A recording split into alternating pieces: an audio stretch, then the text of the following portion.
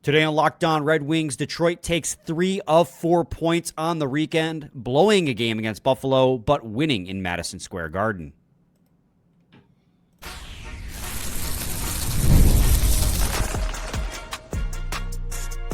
You're Locked On Red Wings, your daily podcast on the Detroit Red Wings. Part of the Locked On Podcast Network, your team every day.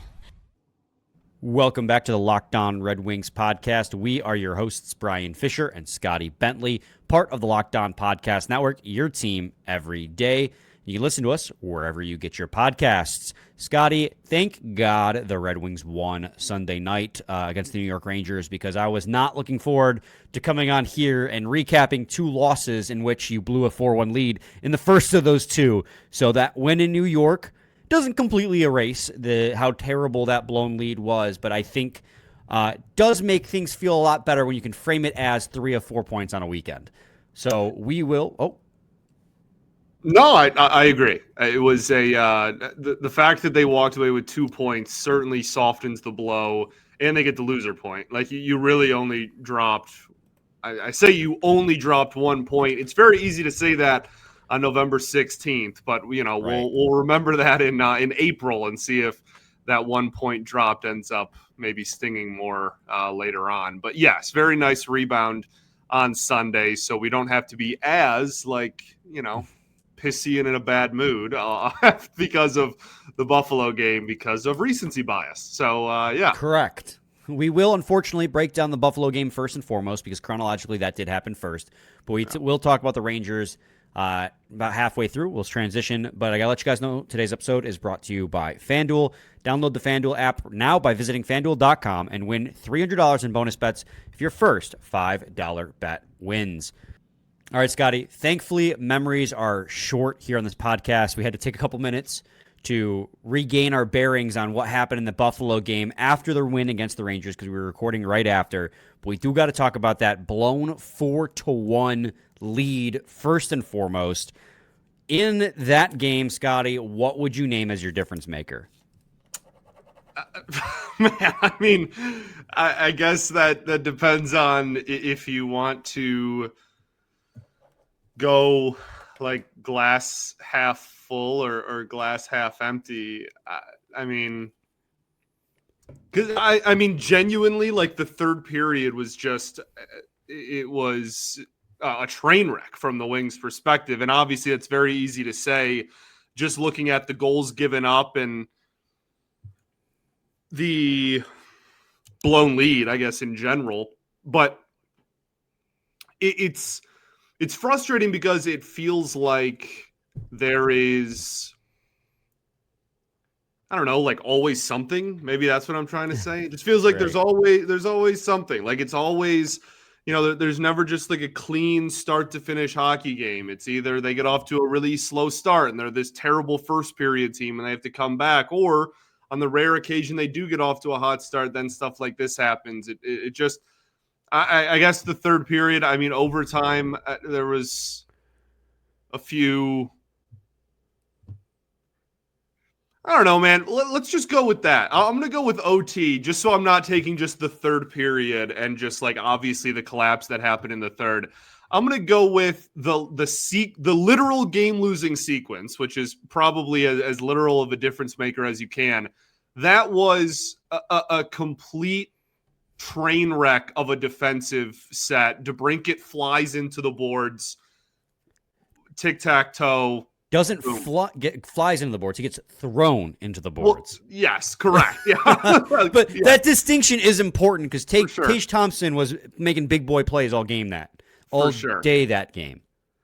Yes. So I think it is a situation where we'll break down the collapse a little bit more in depth. I know I've been super kind of vague with this. It's just like, obviously, like, what do you want? Obviously the collapse, the entire last 25 minutes of the game is the difference maker. But I think they still had a chance to redeem themselves in OT. They missed a couple of high danger opportunities. And then whatever the heck that was on the last play of the game, I guess, is going to be my difference maker. I'll keep mine quick here because we got a whole game to recap, and we're trying to squeeze it in 15 minutes before moving on to the Rangers. But my difference maker is just game management, something that Todd McClellan talks a lot about, and overtime obviously is part of that too. If you look at the goals against, it's just silliness, right? Just silliness by Detroit. The very first goal that the Red Wings give up is the icing that doesn't need to happen. I think Marco Kasper iced it when he didn't have to ice it, caused a defensive zone faceoff, actually cut to commercial and cut back really quick. They lose the offensive zone faceoff, chaos ensues, and it's 1-1. And then you have the goal that made it 4-2 late in the third period. That was just a really nice deflection by Josh Doan, almost said Shane Doan, that Dahlin deflected. I'm sorry, other way around. Shot by Dahlin that Doan deflected. That one I'm not too hard on, but the third goal and the fourth goal especially kill me when we talk about game management, because you have Alex DeBrincat covering for Moritz Seider, who pinched up and was up in the play. Alex DeBrincat's given it all he can, everything he can on that, but that is such a size mismatch. What, 6'7", 5'7", something crazy like that. It's also something McClellan said immediately. Right. And like there's no blame to DeBrincat here. He's doing what he can. The blame goes on Simon Edvinsson, who is standing there. And I understand in his head, he's probably looking at it and goes, I'm trying to take away the pass. There was no pass. Nobody was there. Yeah. And he waited too long to try and engage Thompson as he made the power move around DeBrincat to tuck it by John Gibson. Then in the game-tying goal was because all of the sudden, Moritz Seider has the yips on the power play along the blue line, and Moritz Seider had 3 points on the weekend, 3 assists, but he had just as many turnovers along the blue line on the power play. He gave up 2 breakaways. I think the other one, DeBrincat came back on and broke up, but one of those was the game-tying goal against the Buffalo Sabres. And those yips on the blue line come back a couple games prior to that. I can't remember exactly which one, but I mentioned it on Friday's episode where he gave the puck away twice along the blue line on the power play, one of which resulted in a breakaway goal shorthanded. So that's game management. And then OT, like you said, Thompson just throwing Alex DeBrincat. The game management was terrible in this game, and a lot of it comes down to just getting comfortable and casual when you have a big lead. With a big lead, which this team is not good enough to be able to afford to do. Well, I think you're right for starters, but it's interesting because the way that they play when it's a close game, right? The new kind of 5-on-5 implementation that we have gotten used to this year has worked wonders in even strength close games, or when they're behind even, right? Because they're consistently applying pressure and whatnot, and that has worked wonders. The one area which, A, we haven't seen them have a lot of because they literally can't score goals, and B, that system is not necessarily built for. It can still be successful in it, but it's obvious. No one's drawing that up to be like the go-to game plan, if you will, with a 3-goal lead early. Is that scenario. And so it'll be interesting to see if is the plan to just keep your foot on the pedal all game and just be like, well, like, this is how we're good, this is how we win, I don't care how much we're up, if we leave the back door open, whatever, because they can't do what they did. They can't just get their teeth kicked in the last 20 minutes of the game and expect to hold on for dear life. Like it's not playing. It's also because they're not playing the way that McClellan wants them to, which is go. And you saw that in the game they won against the Rangers the next day, where they're not going to the net. So they had 46 shots in this game against the Rangers, and I'm getting ahead of myself here, but just to kind of hammer home the point, those shots all come from the perimeter or from the blue line, but no one's going to the net. Something we talked about prior to the Ducks game was contributing to their scoring chance. Despite the huge gap in shots, their expected goal share was almost dead even, both just shy of 2.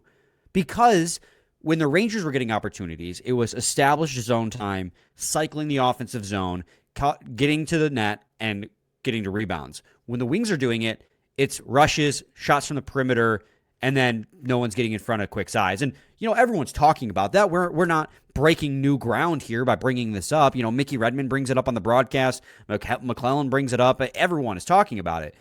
But this team is not skilled enough to play that way and expect to win a lot. They have got to go to the net. And when they beat Anaheim, it's because they went to the freaking net. Right.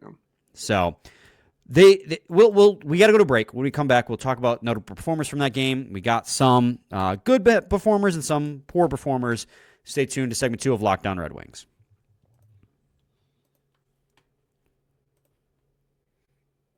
Got to talk to you guys today about Game Time.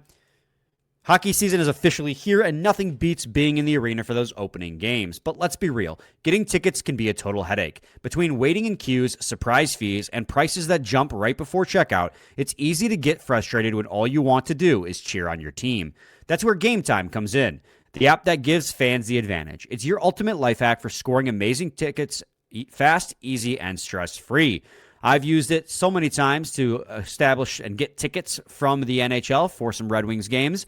I went to the Stadium Series game, and I have tickets to go to the Fedorov retirement game here in January. Their zone deals are a game changer. You pick the section, Game Time picks your seats, and you can save big. You can even find the NHL tickets for under $25. Take the guesswork out of buying NHL tickets with Game Time. Download the Game Time app, create an account, and use code LOCKEDONNHL for $20 off your first purchase. Terms apply. That's code LOCKEDONNHL for $20 off. Swipe, tap, ticket, go. Scotty, I know we've kind of said it without saying it with a couple of players, but who do you have for notable performers?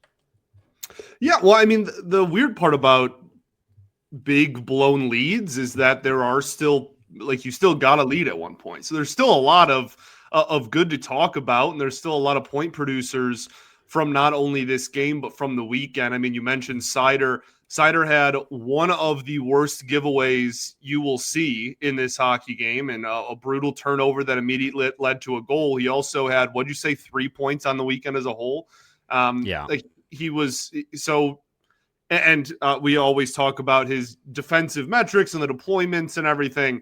Right. But then, you get the cherry on top of just an awful turnover that immediately leads to a goal. You have, again, I mean, we've talked a lot about DeBrincat over the last week. Had, 3 goals this weekend on top of that as well. 3 goals in 2 games. So those two, I think when you talk about a successful weekend where you win one game and score 4 goals and go into overtime in the other, it probably starts with them. And then if you want to throw Raymond in there too, but I don't want to just list the whole roster on the first question you asked me. So, well, Seider definitely had the definition of a giveth and taketh away weekend. For sure. With those 3 assists, contributing on the score sheet in both positive and negative ways. Edvinsson, his partner, he's taking so many penalties. He needs to clean up his game, and a lot of it comes because he's being too casual with the puck. Against the Sabres, I remember specifically, he turned the puck over because, again, he was being too casual with the puck, no sense of urgency, and then he ended up hooking Tage Thompson, got a penalty. Luckily, the Red Wings were able to kill that one off. He got another one for high sticking. It feels like he's constantly in and out of the box. And I know there is more. Seider got a couple penalties against the Rangers. We'll talk about one of those penalties, I'm sure, at some point. But it wasn't a great weekend from Seider and Ed. Obviously, the expectation for Mo is so much higher than many other players, but those turnovers, those brain farts that he had were certainly pretty egregious this weekend, to say the least. But you're right. You look at the guys who produced this weekend, this is kind of, they come together here as this is an open performer for both games, right? Like Lucas Raymond, I think I mentioned it, 5 points this weekend. Should have had 2 goals and 3 assists, but DeBrincat decided he was going to steal that one as it was crossing the goal line, so he comes away with 1 goal and 4 assists on the weekend. Right. The game-winning goal late against the New York Rangers. Lucas Raymond is just 5 goals on the season, but he is kind of like last year, just producing assists at a crazy clip, giving his goals to guys like DeBrincat, Finney, and Larkin, whomever's on his line at the time. Yeah, and obviously you saw the emotion a little bit after he scored that big goal against the Rangers on Sunday. I think he was I don't want to say feeling it. Like, I don't think he was, it wasn't affecting his play. Again, he leads the team in assists, I'm pretty sure still. Like, he's been a point producer, and, despite not finding the back of the net, rather. But I think that we all know that for him to reach his peak, which, I mean, we talked about at the end of the summer how, when this dude is firing on all cylinders, he could be a 90-plus point guy. For that to happen, he obviously needs to put the puck in the back of the net much more than he has so far this year. And I think that play was just a beauty too, man. Just the patience. And eventually it pays off against, one of the best goaltenders of this generation for sure. So, yeah, man. It's great to see that even when he is in a goal drought, he can still produce points. Like, that is obviously a massive plus and part of what makes him great. But that doesn't mean you don't want him scoring goals either. So I think that is hopefully the start of – he should have had 2 in this game, right? On Sunday's game, rather. So I think that is hopefully a little bit of tides turning in his favor in that regard. Well, he's always been more of a playmaker, right? Like, that's always been the case. The 30-goal season was great to see out of him, but he'll always get way more assists than he does goals. Say that about – Larkin too. Like, that doesn't mean that we're not going to lean on him for 30 every year. Well, yeah, for sure. But also, only so many goals can be scored on that line. Like, if Larkin's scoring at an unreal clip, that's because Raymond's just passing him the puck all the time and vice versa. Sure. Like, if Raymond's scoring a bunch, it's probably because Larkin's feeding him. And he's got 20 points in 17 games right now. Only 5 of those are goals. He has 15 assists to start the year. He almost is at an assist per game. 15 assists in 17 games. He's been very, very good. Kind of underrated to start the season because of the fact that he hasn't been finding the net too much. Alex DeBrincat obviously gets a goal against the Rangers. He has 2 against the Buffalo Sabres. One of them was kind of lucky. Went off Samuelson out front on the power play, but hey, he put the puck on net. Good things tend to happen. That's 5 goals for him in the last 3 games. He had 2 against Anaheim, 2 against Buffalo, 1 that he stole from Raymond against the Rangers. And for the record, I do not fault Alex DeBrincat for doing what he did as that puck crossed the goal line. No, not at all. Nothing, in my opinion, no goal is 100% until it's 100% across the goal line. You never know what kind of wacky stuff's going to happen, so I do not blame him, and I'm sure Raymond doesn't either, for taking a whack at that as it was trickling in. And, he's been he's back. He's scoring goals again, and that's what you need out of Alex DeBrincat. I think he's second on the team now in goals. I wouldn't be surprised if he is catching up to Dylan Larkin here shortly, but Dylan Larkin scored on Saturday as well. So that top line with DeBrincat and that power play reunited, that super power play as we call it, is beginning to produce again, as the power play also scored twice. Yeah, and that's obviously something that we have talked about at nauseum so far, or not so far, but over the last probably 2 weeks now. It's just special teams in general, but obviously the power play has been a big topic of conversation.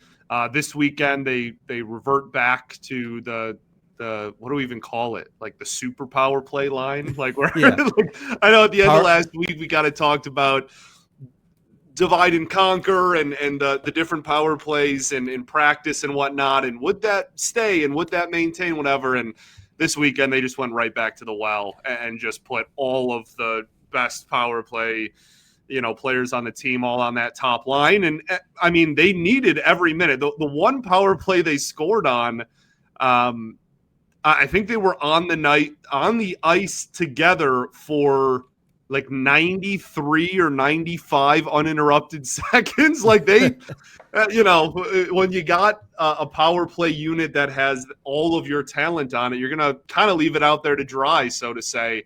The one frustration I have is they cannot stop giving up at least one really high danger shorthanded opportunity on like seemingly every night on the power play.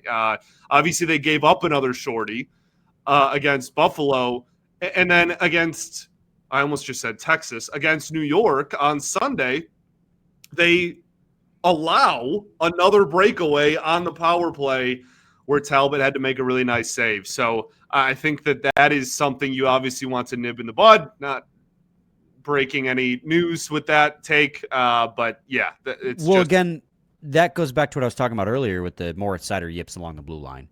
He has been a little shaky along the blue line.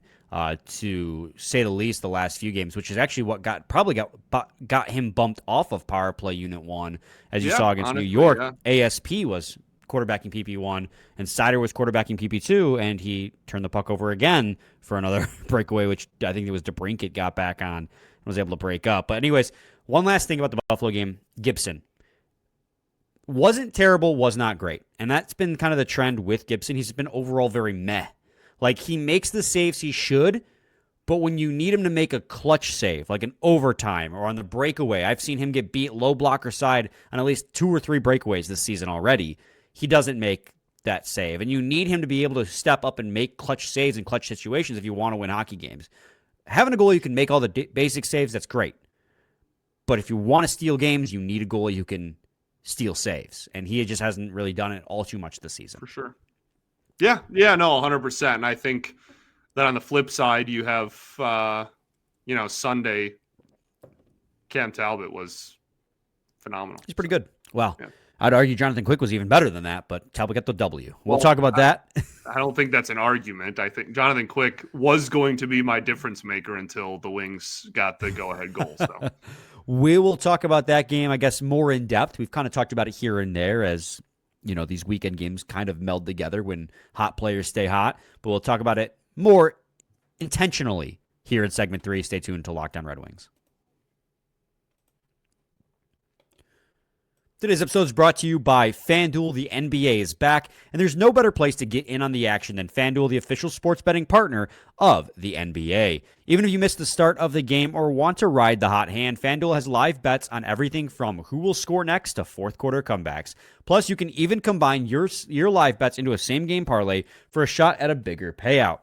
It keeps every game exciting, especially when your team's making the late push. Right now, FanDuel customers get $300 in bonus bets when your first $5 bet wins. So head to FanDuel.com to sign up and play your game with FanDuel, the official sports betting partner of the NBA.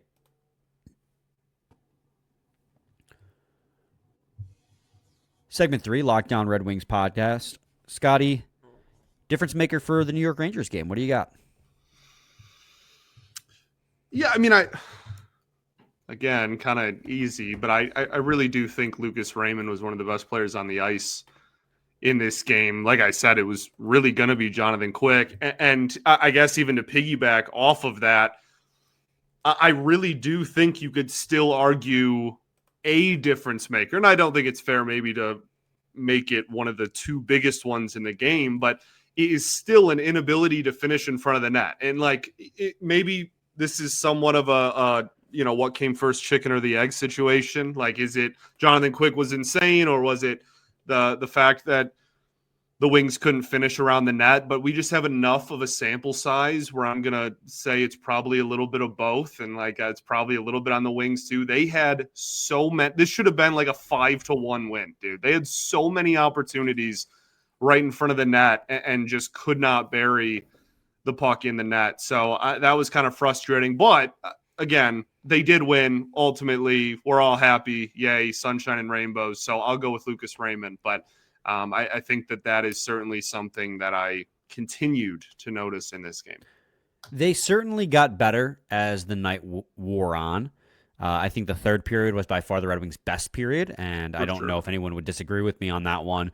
In the third period, they carried 59% of the shot attempts and 72% of the expected goal share at 5-on-5, and that was the best period they had. In the first period, it was kind of the opposite. They may have gone to the locker room with the edge in shots, but I felt New York really, I would argue, carried the play. It's close because, again, you're right. The Red Wings were throwing the puck at the net from everywhere, but it was when the Rangers established the zone that I felt the Rangers were super dangerous, and I felt the Rangers established the zone far more and far easier than the Red Wings could. Red Wings had some trouble for the first half of this game in transition, getting the puck up ice and then getting the puck in the offensive zone and keeping it there. A lot of losing the puck along the boards in the offensive zone, I noticed, that just completely killed offense before it could get started. The third period, that finally changed, and they were rewarded with a late goal by Lucas Raymond. Honestly, man, I don't really know who I got as difference maker in this one because, Lucas Raymond was the literal difference maker. And I almost want to go with Jonathan Quick anyways, just because They lost in regulation, but the dude put up like 40 plus saves in this game. Yeah, the Red Wings only won 2-1. Right. The fact that this was a tie game in the third period is pretty much solely because of that. I'll go. You know what? How about this? I'll go goaltending for both teams.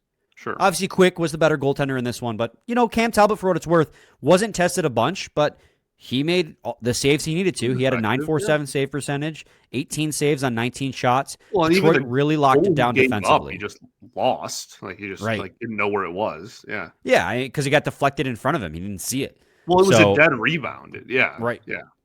So I maybe even extend that to the Red Wings defense, like not the defense itself, but the team defensive lead. Yeah. I thought was really good in the third period, especially after they took that 2-1 lead late. They really locked it down. Of course, I wasn't a big fan, again, of Edvinsson trying to go for the empty net instead of like they were talking about on the broadcast, going, to the other side of the rink, long ways, not, down the ice, east-west rather than north and south, to try and drain the clock instead of giving the Red Wings another defensive zone faceoff. But they were winning faceoffs all night long, too. They dominated the faceoff circle. So even when they were put in those positions, they won possession. So locking it down defensively, baby. For sure. Well, and I think the faceoffs, obviously, joking aside, my favorite stat, but like that is something that was a big difference on special teams as well. I mean, you saw that not only getting the puck in the offensive zone and winning faceoffs there so that you can retain possession, not get an immediate clear, but also on the kill as well. A lot of special teams stuff going on Sunday on both sides. One of the worst delay calls I've ever seen literally in my entire life. Maybe that's the difference maker because it would have been a shutout had that not happened. I thought about that. Let's talk about that, Scotty. The officiating recently, I feel like going back to the first Ducks game in Anaheim, has been some of the tickiest, tackiest calls I've ever seen. That's not ticky-tacky, though. Because ticky-tacky's like, oh, technically that's it, but like, no, that's just awful officiating. That's just the wrong call. Did you hear what they said was the reason? Like, it wasn't about it being delay of game because he was in the D zone, which he wasn't. It was about clearly he wasn't. Yeah, if it's not in the D zone, it's literally just subjective at that point. It's like, well, if you think it's on purpose, then you can just call a penalty. I don't know how you can make that call, and that's the most frustrating part because it led directly to a shorthanded goal against. Yeah, and it's subjective. Power play goal against.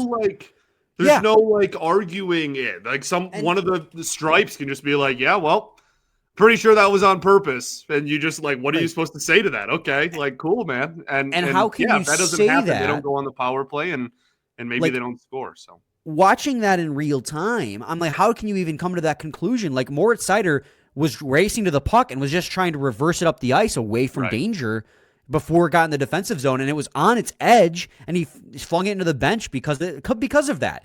I don't understand how a referee can make that call. I just don't understand how you view. I've never seen that call before.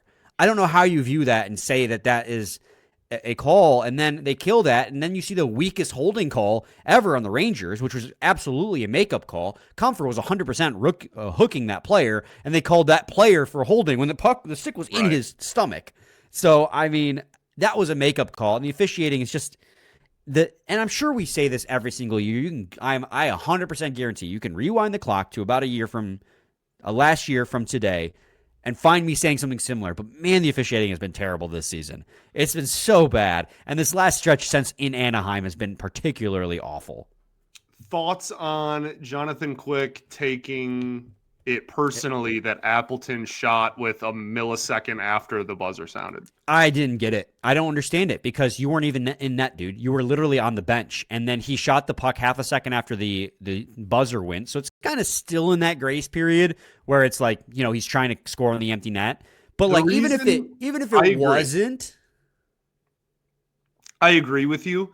I think the biggest reason why I feel comfortable saying I agree with you is because there was two Rangers literally within an arm's reach of Appleton after he did it, and neither of them cared. So, like, clearly this was just, Quick, and Quick's probably going to be in the Hall of Fame here in the next 5 years, like whatever. But I didn't get that at all.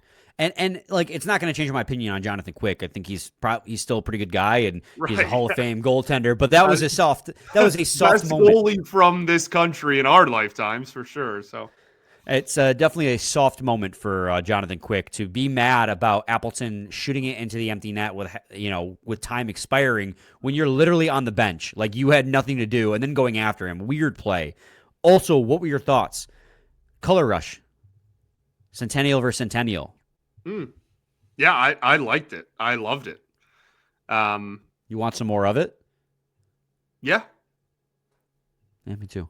I'm a big fan of colored jersey versus colored jersey. Like, that's just, I think that not always, hyperbolic. When the colors go well together, it looks good.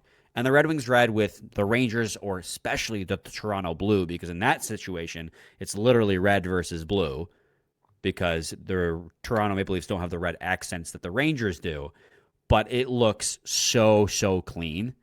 And those two Centennial, I was hoping they would do that when the Rangers came to Detroit. I was so thrilled when I saw them walking out in their Centennial jerseys, and it looked really good, because the red versus the blue, especially with those Centennial era uniforms, just it was such a good color combination. For sure. Yeah, for sure. I completely agree.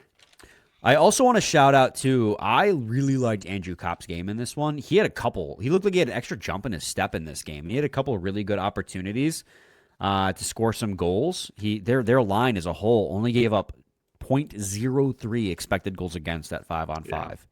93% expected goal share. So fourth line was effective even if they don't score, but they still need to find more scoring from the bottom six, because it's not coming right now. All the goals scored this weekend were top six.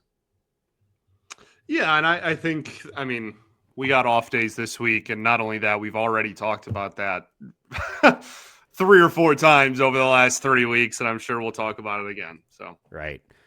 All right, 2 more things. Thoughts on ASP power play quarterback 1? How'd you think he did? Fine. I think there's still a couple of moments when he, just let it rip from the blue line, and I would have liked a little bit, maybe like just give it to Patrick Kane. I don't know. It seems like a good idea to me, but I didn't think he looked out of place out there either. Yeah, there was a moment at 5-on-5 where ASP was walking the blue line and Sherratt was sliding back, and he just stick up in the air ready to blast it. And instead ASP decided to shoot, and the shot was blocked, and they came back the other way. So that was at 5-on-5, obviously, but I liked the upside that I see out of ASP on the power play. He just needs to. I think he's still kind of almost panicking a little bit, because it's it's just physical the speed of the game. I don't right. know if it's just adjusting to the fastest paced hockey on the planet. Yeah, and then Danielson, 2 opportunities for his first career goal in back-to-back games where he was absolutely stoned by the goaltender. Ellis in the first game, and then Jonathan Quick in the second game late in the third period. But Danielson's looking really good. He looks, I've been saying it, he looks comfortable. Yeah, for sure. So, well, that about does it. You have any final thoughts, Scotty? I don't think so, man. We ball. We'll take 3 of 4. We do ball. The Red Wings take 3 of 4 this weekend, losing to the Buffalo Sabres and then beating the New York Rangers. They now sit second place in the Atlantic Division behind, of course, who else? The Boston Bruins, who just don't go away. 23 points, trailing just 1 point behind Boston, 11-7-1. We'll be back with a new episode tomorrow. Stay tuned for that. Same time, same place. It's your team every day.